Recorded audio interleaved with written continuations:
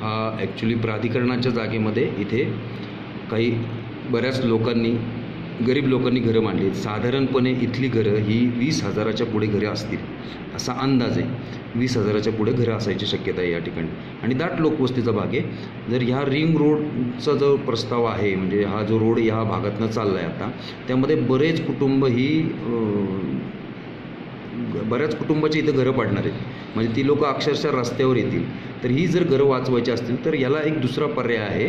या ठिकाणी आत्ता ऑलरेडी प्राधिकरणाने मोकळी केलेला आहे जागा. हा जो बांध दिसतोय या ठिकाणी पूर्णपणे मोकळा केलेला आहे पाट, आणि मोकळा केला असल्यामुळे या काळवडी फाट्याच्या बाजूचा हा भाग आहे. या ठिकाणी ते मेट्रोचं स्टेशन दाखवत आहेत. हा मेट्रोचा स्टेशनचा पार्ट आहे. इथपर्यंत ऑलरेडी मेट्रोचं काम झालेलं आहे, म्हणजे त्या मोठ्या रोडचं काम झालेलं आहे.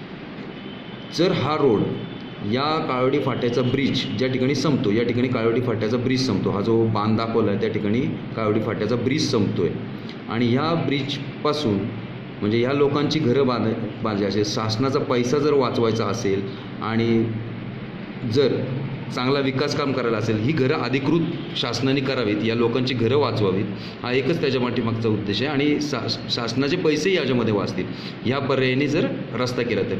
या ठिकाणी हा जो ॲरो दिसतो इथं स्टेशन होतं आहे मेट्रोचं. या स्टेशनपासून तुम्ही जर हा काळवडी फाट्याचा उड्डाण पूल आहे, या उड्डाण पुलावरनंच जर हा रस्ता नेला तर डायरेक्ट हा रस्ता डांगे चौकापर्यंत येतो आहे. म्हणजे ह्या भागातली घरं वाचतील. म्हणजे ह्या भागामध्ये रस्त्याचं नियोजन करण्यापेक्षा या भागामध्ये ही घरं रेग्युलाइज करून घ्यावीत, त्यांना दंड आकारावा. म्हणजे इथल्या घरं, ही जी घरं आहेत, ही जी प्राधिकरणाच्या रस्त्यामध्ये आडवी येत आहेत, ती वाचतील. आणि पहिली गोष्ट की एवढी घरं पाडणार, ह्याच्यामध्ये मालमत्तेचं नुकसानच होणार आहे. म्हणजे सरकारी तसं पाहायला गेलं तर इनडायरेक्टली सरकारचेच पैसे त्याच्यामध्ये नुकसान होणार आहे. आणि डबल रोड करण्यापेक्षा ऑलरेडी हाच रस्ता तुम्ही काळवडी फाट्यावरून जर डांगे चौकापर्यंत घेतला तर डांगे चौकाच्या पुढे शिवाजी महाराजांच्या या पुतळ्याच्या बाजूने आणखीन एक प्रपोज रोड आहे. त्याच रस्त्याला जर तुम्ही मोठा केलात आणि हा मेट्रोचा रोड आणि ऑलरेडी हा प्रपोज रोड, म्हणजे इथे डांगे चौकाचा ब्रिज संपतोय. ब्रिज संपल्यानंतर जर या डेअरी फार्ममधनं, म्हणजे डेअरी फार्म म्हणजे हा शासनाचीच जागा आहे, या शासनाच्या जागेमधनंच जर हा रोड घेतला तर या पवना नदीवरती एकच ब्रिज टाकायला लागेल. जर तो मेट्रोचा रोड घेतला तर तिकडनं सेपरेट रोड करायला लागेल, सेपरेट ब्रिज टाकायला लागेल, सेपरेट खर्च होईल. त्यापेक्षा या ठिकाणी तुम्ही एकच ब्रिज टाकू शकता आणि हा रोड वाईल्ड पाहिजे तेवढा करू शकता, कारण ही सगळी मोकळी जागा आहे.